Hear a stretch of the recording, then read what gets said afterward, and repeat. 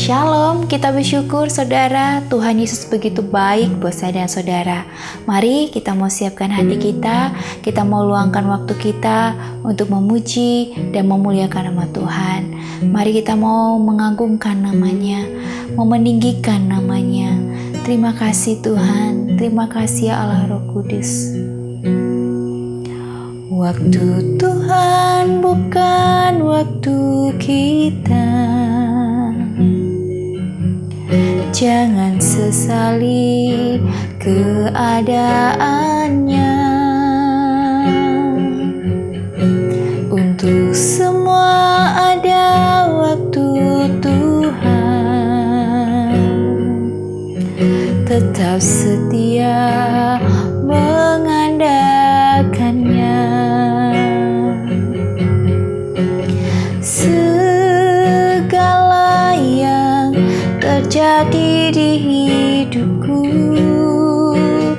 janji Tuhan menghidupiku selalu. Ku yakin, percaya pada waktunya Tuhan, semua akan indah pada waktunya. Segala yang terjadi di hidupku, janji Tuhan menghidupiku selalu. Ku yakin, percaya pada waktunya Tuhan, semua akan indah pada waktunya. Segala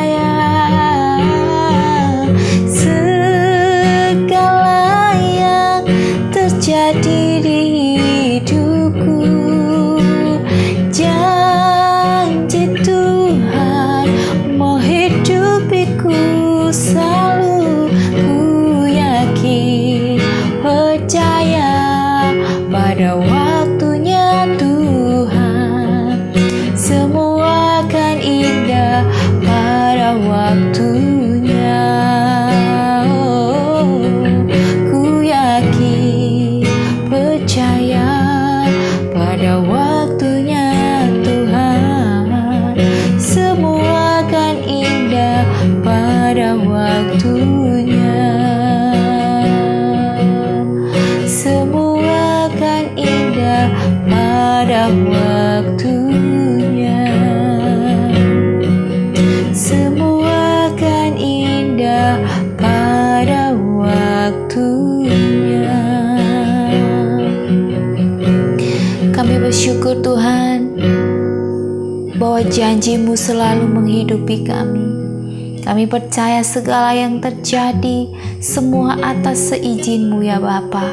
Ajari kami mengerti, ajari kami berharap hanya kepada-Mu. Jangan biarkan kami hidup dalam pengertian kami sendiri Tuhan, tetapi kami mau hidup dalam pengertian-Mu ya Bapa. Kami mau hidup dalam rencana-Mu, kami mau hidup dalam janji-Mu Bapa. Terima kasih Tuhan, berbicara pada hamba-Mu ini yang tidak ada apa-apanya. Urapi hamba-Mu ini supaya hamba boleh berkata sesuai apa yang Tuhan sudah tetapkan. Roh Kudus-Mu memberikan hamba hikmat supaya hamba tetap ada di dalam kasih setia-Mu, di dalam apa yang Engkau tujukan dalam kehidupan hamba-Mu ini, untuk menjadi berkat apa yang hamba ucapkan bagi banyak orang. Terima kasih Bapa, semua untuk kemuliaan nama-Mu, hanya dalam nama Tuhan Yesus Kristus. Haleluya, amin. Puji nama Tuhan. Shalom saudaraku, kita bersyukur ya pada hari ini saudara dan saya masih diberikan kesehatan, kekuatan, kemampuan. Mungkin saat ini saudara yang sedang sakit atau yang sedang bergumul, saya berdoa dan saya percaya bahwa tangan Tuhan tidak kurang panjang untuk menolong saudara dan saya juga untuk memberikan saudara dan saya kemampuan, kekuatan untuk melewati hari-hari bersama Tuhan. Hari ini saya tergerak sekali untuk men-sharingkan firman Tuhan, di mana saya tergerak untuk mau memberikan satu tips ya untuk pasangan-pasangan yang mau menuju pernikahan atau yang sedang mencari pasangan hidup ya. Dan hari ini saya mau sharing tentang bagaimana sih memiliki pasangan hidup yang sesuai kehendak Tuhan. Saudara mau ya punya pasangan hidup yang sesuai kehendak Tuhan ya saudara. Kalau kehendak Tuhan itu dipastikan langgeng atau tidak saudara? Kalau dari Tuhan, benar-benar dari Tuhan, itu pasti langgeng ya saudara. Karena saya tidak memungkiri bahwa setiap memasuki yang namanya berumah tangga, punya suami, punya istri, itu pasti ada aja hal-hal atau tantangan yang pasti kita akan hadapi ya saudara. Dari kita masih muda ya, kita masih muda, mungkin kita berpikir apa-apa untuk kita ya, uang untuk kita, kita beli juga untuk kita ya saudara. Tetapi ketika kita sudah masuk menjadi pasangan suami istri atau menjadi membuat bahtera rumah tangga atau pernikahan, yang masuk dalam pernikahan ya saudara, sudah tidak lagi berbicara tentang kita, tetapi berbicara dengan dua yang jadi satu ya. Dua ya, jadi kan mereka bukan dua ya, melainkan satu ya. Di firman Tuhan berkata bahwa kita ini kalau sudah menjadi pasangan hidup, udah punya menikah ya, sudah punya pasangan hidup, udah menikah, pasti sudah tidak lagi menjadi dua ya, tetapi sudah menjadi satu ya saudara. Nah, bagaimana kita yang sedang mencari jodoh atau sedang mencari pasangan hidup, bagaimana sih tips-tipsnya ya untuk bisa memiliki pasangan hidup yang sesuai kehendak Tuhan ya. Saya akan men-sharingkan bagaimana perjalanan saya memiliki pasangan hidup ya. Mencari pasangan hidup itu bukan sekedar asal pacaran atau asal coba-coba, tetapi benar-benar kita membawa ya dalam doa, dalam pergumulan saudara. Nah, saudara kalau mau mencari pasangan hidup ya, saudara pasti punya kriteria ya. Saya juga punya kriteria. Waktu itu saya berdoa kepada Tuhan, saya meminta kriteria pasangan hidup saya. Yang pasti adalah pasangan hidup saya itu harus hidupnya takut akan Tuhan ya. Terus yang kedua, kalau bisa seiman ya, segereja juga ya. Terus kalau bisa juga Tuhan, pasangan hidup saya tidak memuluk-muluk ya, tapi saya berkata kepada Tuhan yang bisa mengerti ya, mengerti saya. Maksudnya dalam arti bisa seimbang ya. Ketika kalau saya ini kan tipe orangnya yang berpikir kritis ya, terus saya juga apa-apa harus bisa gitu ya. Nah, saya mau punya pasangan yang seimbang ya. Seimbang bukan berarti harus sama-sama bisa, tetapi bisa saling mengayomi, bisa saling melengkapi ya. Disinilah pentingnya ya untuk anak-anak muda atau yang belum menikah, lagi mau mencari pasangan hidup. Disinilah peran kita sebelum menikah adalah benar-benar harus dimatangkan ya, bukan cuma sekedar asal menikah atau karena umur ya. Saya paling anti sekali menikah karena umur ya, karena menikah karena umur itu sebenarnya itu hanya desakan dari masyarakat ya, dari masyarakat, dari lingkungan, dari keluarga ya, bahkan keluarga sendiri yang sebenarnya itu menjerumuskan ya saudara. Untuk itu kalau menikah jangan karena umur saya sudah tua, saya harus segera menikah, bukan seperti itu saudara. Karena menikah ya, masuk pernikahan itu bukan masuk pernikahan yang sudah menikah ya sudah indah ya. Ada yang sampai berpikir begini, saya sudah capek kerja, mending saya menikah aja ya, biar bisa leleh ya, leleh bahasa Jawa, leleh apa, santai-santai ya. Tetapi ternyata ya zong, itu pernah saya berpikir seperti itu juga. Ketika saya kerja masih muda, wah saya kerja kayaknya capek, saya mending menikah aja, minta dinafkahi aja ya sama suami. Tetapi ketika menikah tidak seperti yang dibayangkan ya saudara, malah tidak bisa santai-santai, apalagi kalau sudah punya anak. wah makin gak bisa tidur ya saudara. Pasti 24 jam loh, 24 jam apalagi kalau masih bayi ya saudara, bangun-bangun terus ya.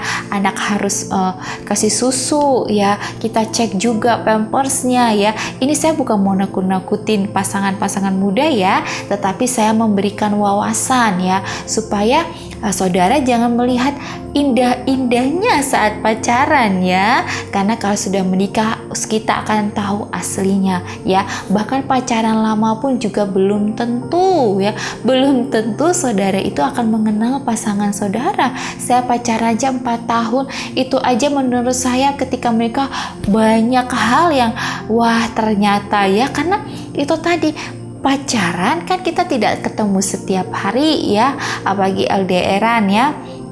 Kita juga kalau orang sudah menikah kan otomatis sudah setiap hari bertemu. Nah, jadi ketahuan ya sifatnya, pemikirannya. Jadi pacaran yang lama itu tidak menentukan juga bahwa nanti sifat aslinya akan kelihatan, bukan. Karena dalam pacaran itu mau berapa lama pun tetap sifatnya itu tetap baik gitu ya saudara, tetap baik. Tapi kalau sudah menikah akan terlihat ya bagaimana sifat-sifat asli dari pasangan kita ya saudara. Untuk itu kalau mau masuki hubungan pernikahan ya, saya akan memberikan tips, tapi sebelumnya kita mau baca firman Tuhan dulu yang terambil ya di 2 Korintus 6 ayat 14 sampai 15. Jadi inilah saya akan sharing bagaimana kita mau memilih ya pasangan hidup sesuai dengan standar Tuhan ya. Di 2 Korintus 6 ayat 14 sampai ayat yang ke-15 yang berkata bahwa janganlah kamu merupakan pasangan yang tidak seimbang dengan orang-orang yang tak percaya. Sebab persamaan apakah terdapat antara kebenaran dan kedurhakaan? Atau bagaimanakah terang dapat bersatu dengan gelap?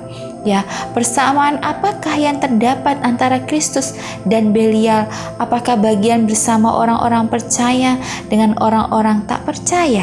Amin. Ya saudara, di sini firman Tuhan berkata bahwa janganlah kamu merupakan pasangan yang tidak seimbang. Ya saudara. Nah, di sini berkata bahwa harus seiman. Ya saudara, harus seiman, sevisi. Ya, saudara jangan berpikir bahwa nggak apa-apa nanti beda agama aja, nanti masuk pernikahan nanti dia ikut saya, atau nggak apa-apa kok nyatanya mama papa saya awet walaupun berbeda agama ya. Dan sini saya akan mau sharing ya. Di sini kenapa sih harus seiman, sevisi ya? Karena memang inilah standar kualitas Allah ya. Standar khusus yang Allah tetapkan untuk pasangan hidup ya. Kuncinya kalau memiliki pasangan hidup itu haruslah seiman ya, seimbang, sepadan dan sevisi. Kenapa seiman ya? Kita akan bahas satu seiman ya. Alkitab ya, firman Tuhan berkata dan melarang ya dengan keras kita memilih pasangan di luar Kristus, karena terang itu ya sudah firman Tuhan katakan terang tidak bisa bersatu dengan gelap ya saudara. Di sini berkata kita jangan jadi sok pahlawan ya saudara ya. Saya pernah berpikir juga waktu itu saya punya pacar ya, waktu itu beda agama saudara. Saya berpikir nggak apa-apa ya, nanti dia bisa ikut saya, atau mungkin beda pun juga nggak masalah ya. Tetapi setelah dijalani itu damai sejahtera tidak akan bertahan lama ya. Pasti ya itu tadi kok bertentangan ya saudara. Mungkin saudara sedang mengalami pacaran yang beda agama ya. Sekarang saudara bergumul, bawa dalam doa ya. Karena di sini firman Tuhan berkata bahwa seiman ya, harus seiman. Inilah standar Allah ya. Kita tidak boleh menjadi pahlawan ya. Malah kita niatnya membawa dia ke kita, tetapi ternyata kita yang ketarik ya. Tidak ada, saya tidak membenarkan bahwa nanti bawa dia ke sini atau tidak bisa. Ya saudara, karena banyak di luar sana yang saya melihat, bahkan teman-teman saya sendiri ya, di lingkungan saya sendiri pun saya melihat bahwa orang yang tidak seiman masuk dalam pernikahan tidak bertahan lama ya, tidak bertahan lama ribut, ya, tidak ada damai, tidak ada sukacita, ya saudara. Untuk itu jangan mengambil keputusan karena semata cinta, tetapi kita mengambil keputusan untuk jangka panjang, saudara, ya. Jangan mau menciptakan masuk dalam rumah tangga yang kita ciptakan neraka, ya, karena kita mau menciptakan rumah tangga yang penuh damai, penuh sukacita. Ya saudara, untuk itu penting saudara masuk dalam pernikahan harus memiliki pasangan yang seiman, ya. Amin. Ya, anak-anak muda atau pasangan-pasangan muda yang mau masuk dalam pernikahan, ingat harus seiman, ya. Kalau seiman, saudara percaya, saya yakin ya, sukacita, damai sejahtera itu akan menaungi saudara. Yang kedua harus seimbang, ya. Harus seimbang tuh bukan berarti pasangan kita kuliah, kita lulusan SMA atau lulusan SD, atau pasangan kita PNS, kita harus PNS juga, atau dia bekerja di pegawai, aku juga pegawai. Bukan seperti itu, saudara. Seimbang di sini berkata bahwa ya, di sini kita harus mempunyai iman, ya. Seimbang dalam arti gini, saudara. Ketika saya tipe orangnya kritis, ya, suami saya itu tipe orangnya yang santai, ya.